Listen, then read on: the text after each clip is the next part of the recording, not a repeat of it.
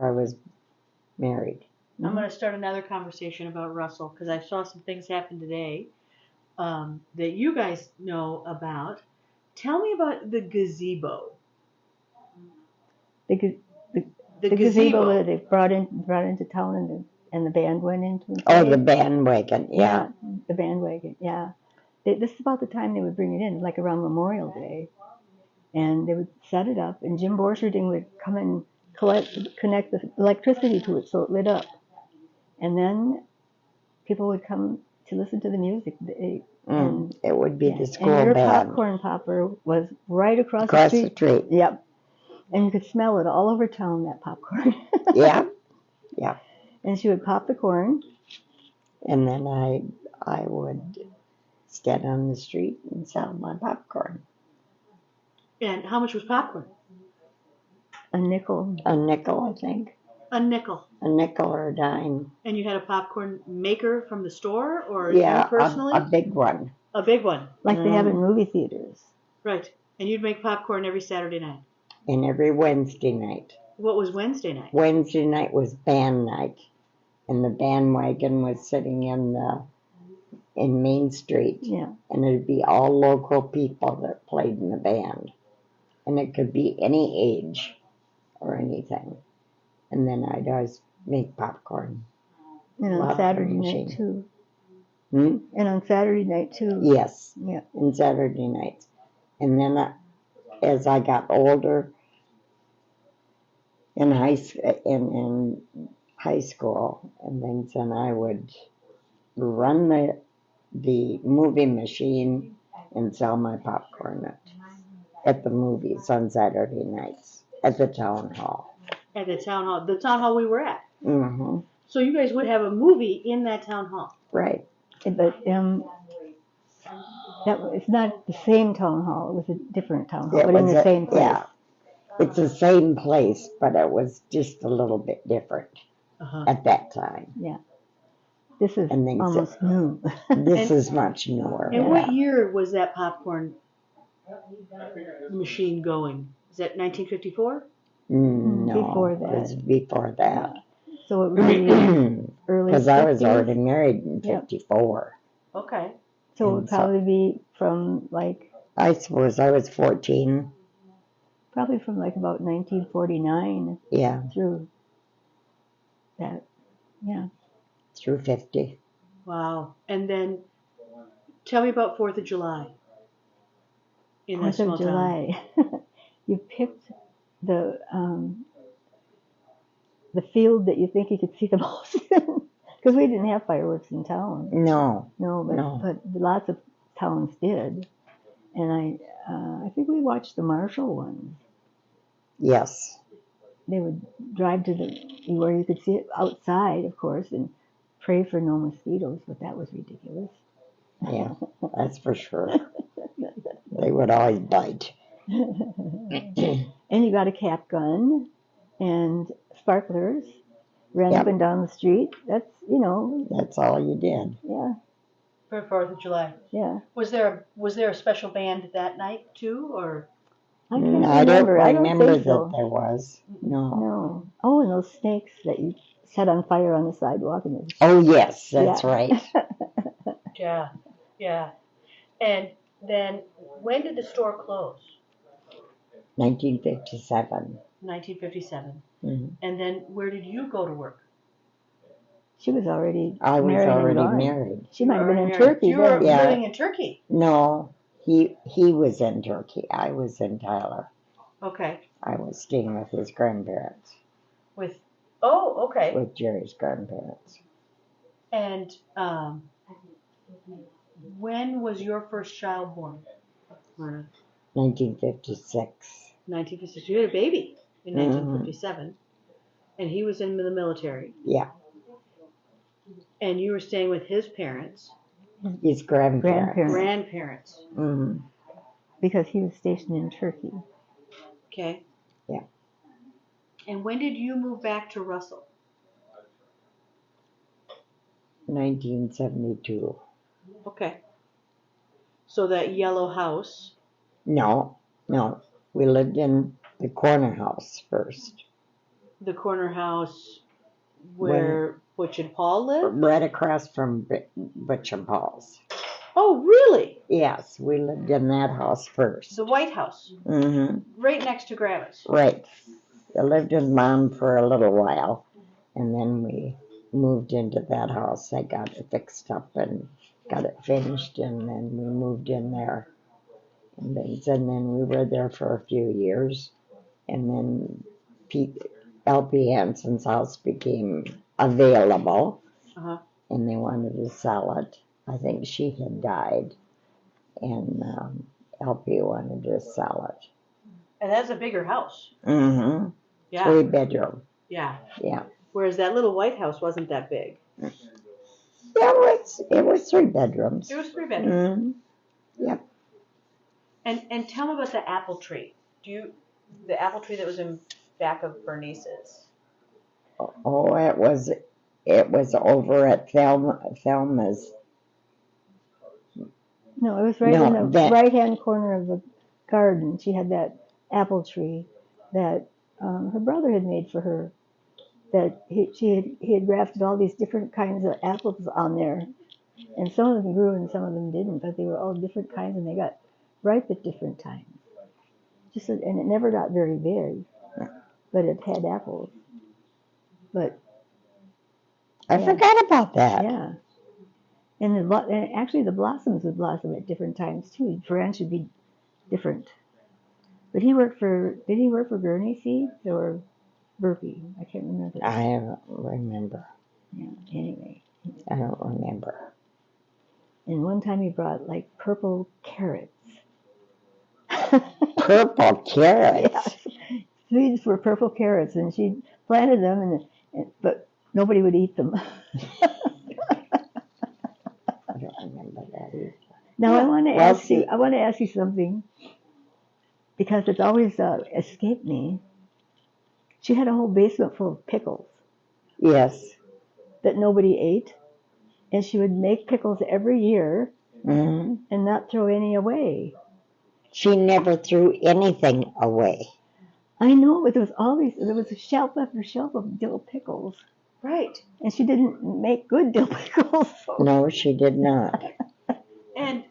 And what is with that basement? Every person that I've talked to this week has talked about the pickles. I mean, the knowing throwing away. The basement. Well, the basement was I just thought the basement was always scary. Right. And there was a toilet down there. That's at the drugstore. No. Oh. That was also, there was a toilet in the house there. Oh. And then the wash machine. Yes. And the laundry tubs. Mm. And this huge furnace. Yes. And I think that got to be smaller. Yeah, I think so. After a fashion. Yeah, but it burned coal. So Grandpa would be up, and they had a stoker. They called it a stoker. It's a machine that you throw all the coal into, and then it feeds it into the furnace so that the fire doesn't go up. That was at the store. They might have had one there too, but they had one at the house. You could hear it. Throw the coal. Okay, well then that must have changed. I don't remember that. I don't remember the basement, but everybody in the family has mentioned that basement. And then they had an entrance in the back. Yeah. And you could open up this big door. Oh, the fruit cellar door. Right. Yep. Cellar door. And you could come down that way. Or the other way. Yeah. And that's where the rain barrel was right next to those doors. Yep. She saved rainwater. And she saved rainwater for what? Well, you were supposed to use it to wash your hair and things like that, because it was soft water, pure water.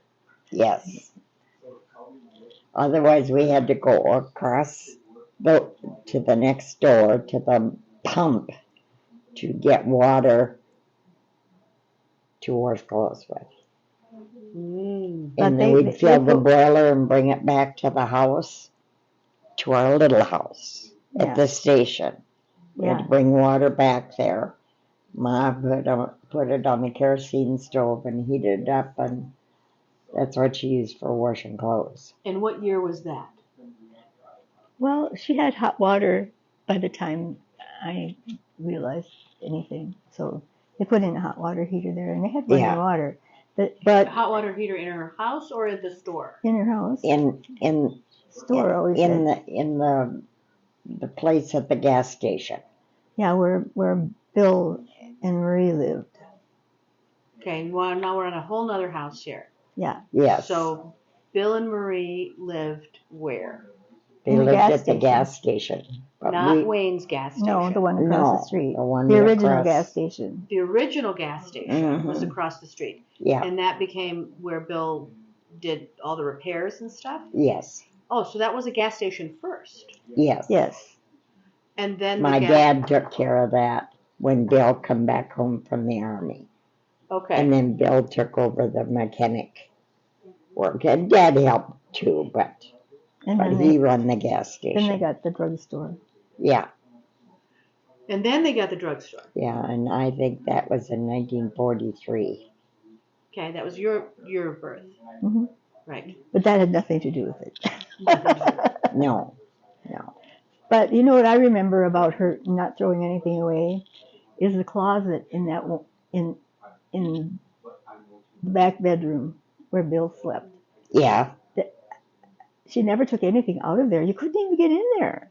Couldn't, and I know she never took anything out of there to look at it. Uh-uh. And I always wondered what was in there. I don't know. And then she had that big chest out in the hall. Yeah, the Johns have got that. Yeah. And there was blankets in there that everybody had sent her. She had one from the Navy, one from the Army, and she never took them out of there. No.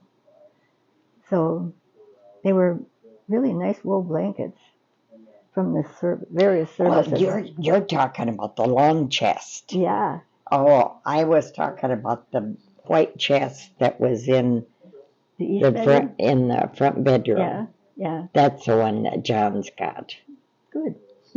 And they refinished it. Yeah. The one in the hall was always covered with something because it was Always. Yeah. Oh, but that's it what was in stacked up high. Because it was white? No, because Ma just didn't throw anything out. Ever. But she was not a hoarder. No. She would find a place for it. But don't open any closet doors. And did you guys get that same thing from her? Do you carry things around? Collect them? Uh-uh. She moved 6 times. I moved every 2 years. Right. And so I cleaned out every 2 years. Right. And we just had to because you couldn't haul everything around the world. Right. Haul it around the world. I don't think I saved things. I think I actually decided not to save things in that way. Right. What do you think is the biggest thing that you took away from your parent, your grandparent? What do you think the biggest thing is that you took away that's part of her in you? I mean, there's a little piece of Bernice in each of you. There's so much. Actually, even though she was kind of cost saving, it was, I think, a certain caution about spending, perhaps, that my mother never learned. As soon as she had money, she spent every cent and like more. Dad. Hmm? Like Dad. Yeah. Dad would spend it, but Ma would not. Right. So Bert was the spender. Yes. Well, he was a Gemini. She was a Taurus. And I think also she was patient, very patient, and was loving. Mm-hmm. You know, when we were little and we were scared, we could always crawl into bed with her. Yeah. Yeah. And she worked. She worked all the time. She babysat people's kids. She would do it for weeks at a time. Oh my goodness. And she went to Jasper, Minnesota after those people moved there from Russell and things, and they all had jobs that they with lumberyards and things where they had to go for a week at a time, and they could take their wife with them, and then mom would go and stay. And she did it with Lade Peterson's in Russell too, Wow. and so they could Guy work. Walker's. Mhm. That was before they had the drugstore, though, right? Mm-hmm. Yeah. Yeah. When they were still suffering from the Right. depression, Depression. Yeah. when they had no money, when they lost the farm. Yeah, I don't remember. I don't think she ever told me what year they lost the farm in Marshall. But that Bill farm, and I talked about it. But well, you know, that farm had actually belonged to her father. oh, I didn't know that. Yeah, he owned several farms. She didn't come from a poor family. Her father had owned, I think, the farm that Lula was on had belonged to her father. I didn't know that. And so I think she was really mad that they lost it, especially because of that, because it belonged to her father. Yeah. I knew that they had a farm there, but I didn't know that they'd lost it or anything. Those are things that they never talked about. Of course not, but But she sure would rag on Dad. well, she told me once he was a poor farmer, and that's why they lost the farm. Wow. I wouldn't doubt it. I wouldn't doubt it. And what do you take away? What parts of you are Bernice?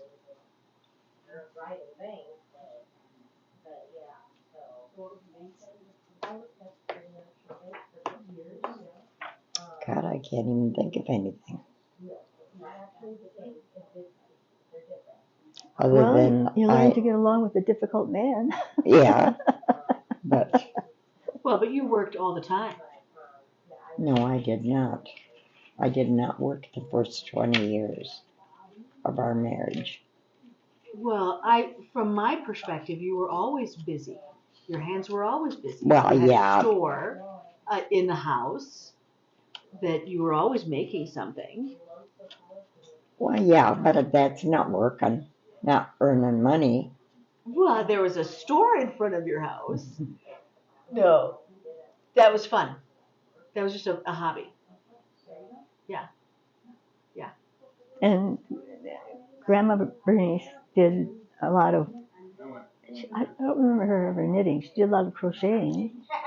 Yes, she did a lot of crocheting and a lot of sewing. Because she was a home ec teacher. Yeah. And so for Christmas, quite often, she would make doll clothes for me, for my baby doll. Oh, nice. But she would use material Old from dresses. Yes. Oh. Now, there was a picture that we saw of you, Myrna, in the store, and you had a really great dress on. Did you sew too, or was that something that your mom would have bought that? Oh, you bought that dress? Either at S&L store or J.C. Penney's, one or the other. Right, right. That was one of the things that the kids looked at that dress in that picture and went, "Oh, I would wear that dress today." They would like to wear that dress today. She had a Singer sewing machine, and it was manual, so it had a treadle. Yep. And the big improvement was when they made an electric motor that fit on the wheel and turned it for you, so you could sew a lot faster. And you didn't have to worry about your feet. Wow. Bunny got that. Bunny wanted that one. Mm-hmm. Wow. She paid plenty to send that out there. Well. Yeah. Very nice. All right. Well, I'm going to finish up this interview for our family. Any last things you want to add? I'm grateful to you for organizing this. I am too. I am too. So you was glad to see everybody, wasn't it? Yeah. Oh, it was fun. Yeah. All right. Well, say goodbye to everybody. Goodbye, everybody.